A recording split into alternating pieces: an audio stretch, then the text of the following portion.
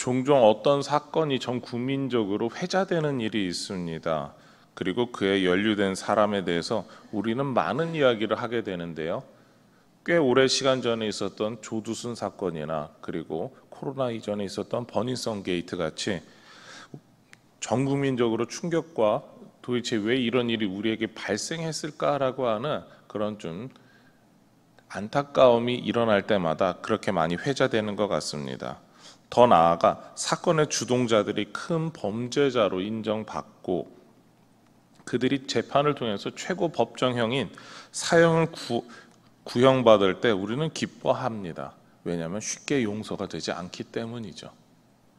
이런 성향을 가진 우리가 하나님께 범죄하였을 때 하나님께서 우리를 쉽게 용서해 주신다라고 하는 것은 우리 스스로도 받아들이기 어려운 일 중에 하나입니다. 내가 이렇게 죄가 많은데 하나님이 나를 사랑해 주신다. 나의 죄를 다 용서해 주셨다. 우리는 때때로 이렇게 부족한 나를 진짜 하나님 그렇게 받아주신 것에 대해서 감사하기도 하지만 그러나 우리 믿음이 조금씩 약한 때가 있다면 이런 나까지 사랑해 주신다고 하는 것 너무 과하지 않을까 이런 생각을 하게 됩니다.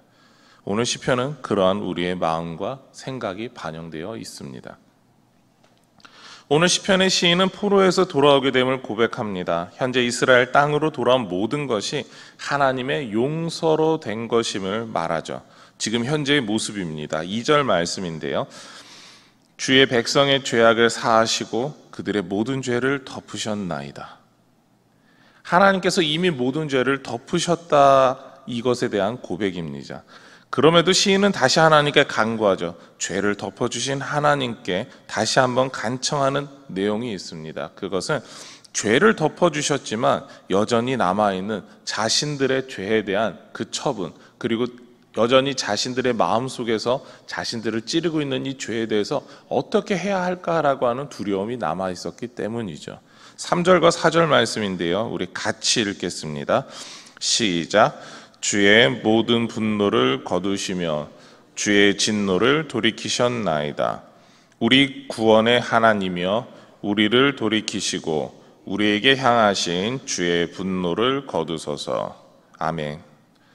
하나님께서 용서해 주셨음에도 여전히 죄에 대해 분노하실 것임에 대해 말하고 있습니다. 현재의 모습에 대해 그리고 앞으로도 다시 분노하실 수 있을 것이다 라고 하는 그러한 생각이 들기 때문입니다. 과거 하나님의 뜻에 불순종한 조상들과 자신들의 죄를 기억하고 있습니다.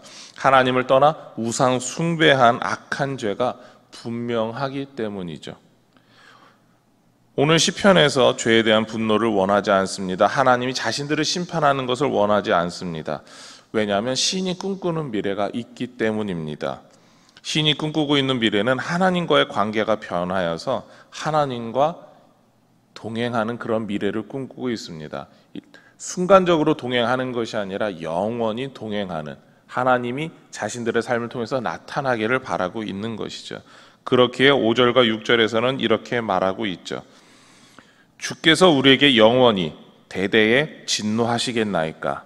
주의 백성이 주를 기뻐하도록 우리를 용서해 주시옵소서라는 말이 하고 싶은 것입니다.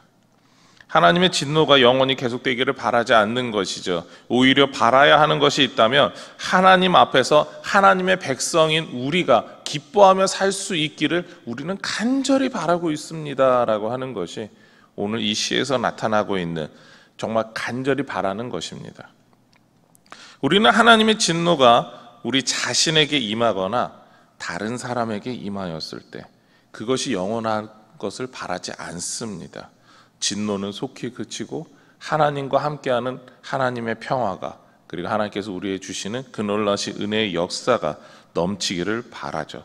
그것이 오늘 시편에서 나타나고 있는 것입니다.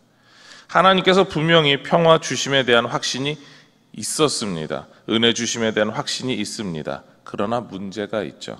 하나님의 백성인 이스라엘이 또 우상을 섬길 수 있기 때문입니다.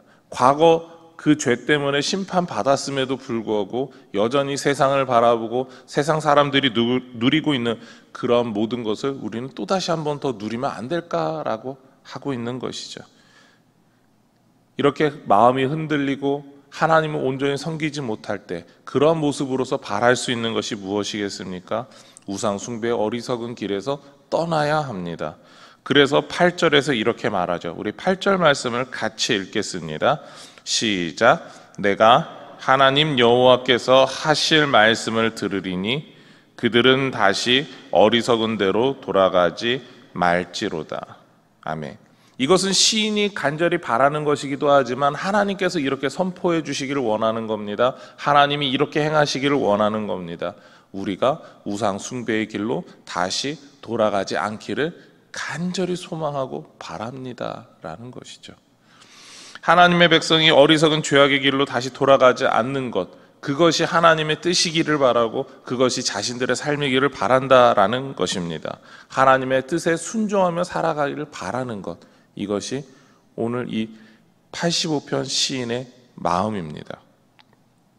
하나님께서는 하나님을 경외하며 하나님의 뜻을 행하는 자에게 분명한 구원의 은혜를 주시며 하나님의 영광을 나타내시는 분이십니다. 오늘 시인이 바라는 구원은 좋지 못한 상황에서의 구원이 아니라 죄를 다시 지으려는 어리석은 생각을 버리는 구원을 말하고 있습니다. 그렇게 하나님의 영광을 바라고 의를 바랍니다. 이것이 오늘 시에서 바라는 것이죠. 이러한 하나님의 영광이 나타나는 모습을 9절에서는 영광이 우리 땅에 머무른다라고 표현하고 있는 것입니다. 그리고 이러한 소망이 실제로 임하는 모습을 10절부터 13절에서는 이렇게 나타내고 있습니다. 우리 화면을 보시고 같이 읽겠습니다. 시작. 인애와 진리가 같이 만나고 의와 화평이 서로 입맞추었으며 진리는 땅에서 솟아나고 의는 하늘에서 굽어 보도다.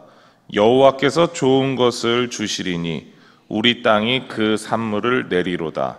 의가 주의 앞에 앞서가며 주의 길을 닦으리로다. 아멘. 철저한 회개는 과거의 잘못을 완벽하게 뉘우치는 것이다 라고 우리는 생각을 합니다. 그리고 완벽하게 뉘우쳤기 때문에 스스로 그것을 하지 않으면 된다라고 우리는 판단하죠. 그러나 시편 85편에서는 하나님 앞에서의 철저한 회개는 하나님께서 우리를 지켜주시고 보호해 주셔야만 된다라는 것을 전제하고 있습니다. 그래서 철저한 회개는 우리 스스로의 노력으로 고치는 것이 아니라 하나님께서 죄를 짓는 자리에서 우리가 떠나도록 지켜주시는 것입니다.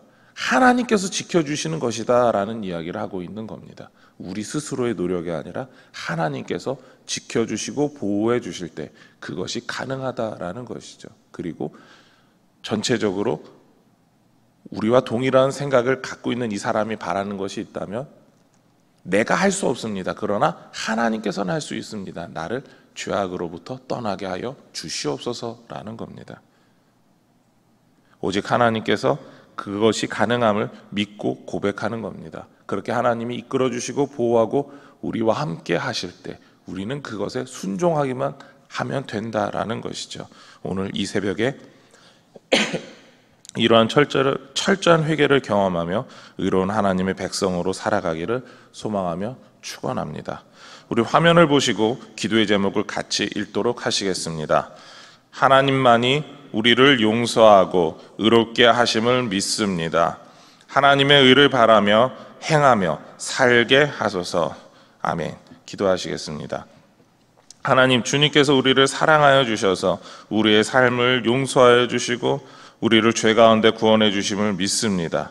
아버지 하나님, 우리가 죄를 용서받은 그런 사람임에도 우리는 여전히 죄를 짓고자 하는 마음이 있습니다. 우리를 그 모든 죄를 짓고자 하는 마음으로부터까지 우리를 구원해 주시고 오직 하나님이 기뻐하시는 의를 행하며 그것을 바라며 살아갈 수 있게 하여 주시옵소서. 이 모든 것 예수님의 이름으로 기도드립니다. 아멘.